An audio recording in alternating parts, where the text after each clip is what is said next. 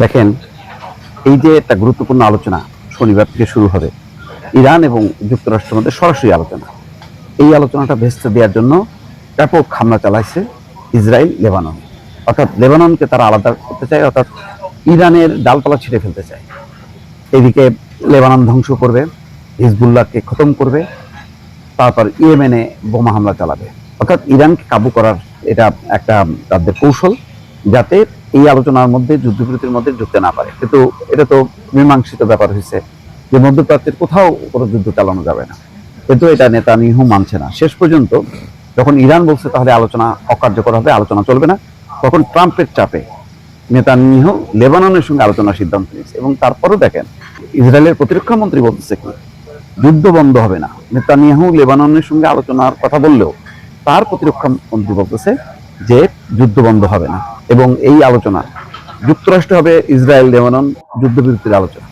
অর্থাৎ এখন যুক্তরাষ্ট্র লেবাননকে উঠাই নিয়ে আসতেছে যুক্তরাষ্ট্রে, যাতে সেখানে তাদেরকে চাপ দিয়ে হিজবুল্লাহ যাতে আর লেবাননে অবস্থান করতে না পারে, সেই আলোচনা একটা হয়তো একটা কৌশলে চাপ প্রয়োগ করা হবে।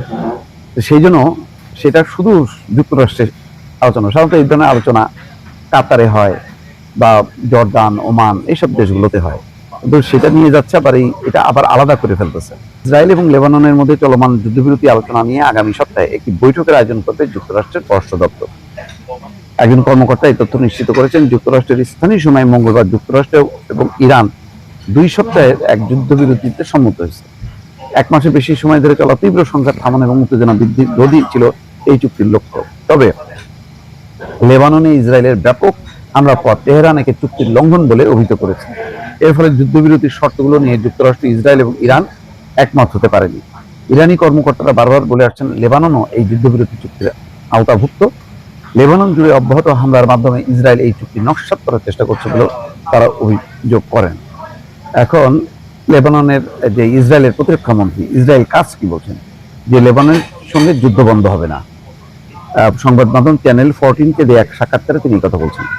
এর আগে ইসরায়েলের প্রধানমন্ত্রী বেনিয়ামিন নেতানিয়াহু বলেন যত তাড়াতাড়ি সম্ভব লেবাননের সঙ্গে সরাসরি আলোচনা শুরু তিনি নির্দেশ দিয়েছেন, তার মন্ত্রিসভাকে তিনি নির্দেশ।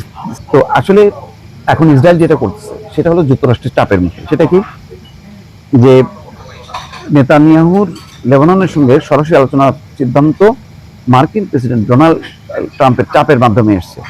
একজন মার্কিন কর্মকর্তা সিএনএনকে এই কথা বলছে। তিনি বলছেন গতকাল বুধবার ট্রাম্পের সঙ্গে কথা হয়েছে নেতানিয়াহুর।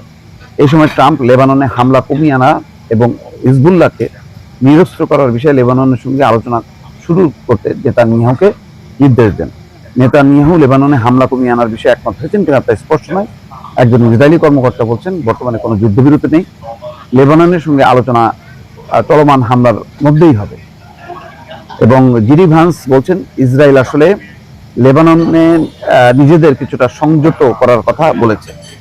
মানে এক ধরনের তারাও লজ্জিত, বিব্রত যে এই সময় হামলা হচ্ছে, আবার ইসরায়েলের বিরুদ্ধে কঠোর অবস্থানও নিতে পারছে না। এইরকম একটা মাঝামাঝি অবস্থার মধ্যে চলছে মধ্যপ্রাচ্যের পরিস্থিতি। আসলে ইসরায়েলকে থামানো খুব কঠিন, কারণ আমেরিকার যতক্ষণ না তারা মদত দেওয়া বন্ধ না করে ততক্ষণ পর্যন্ত ইসরায়েল কিন্তু ওই হামলা চালাতেই থাকবে। এখানে দুর্বল থাকবে, মুসলিম বিশ্বের শক্তিগুলো যেখানে দুর্বল সেখানে তারা ঝাঁপায় পড়বে।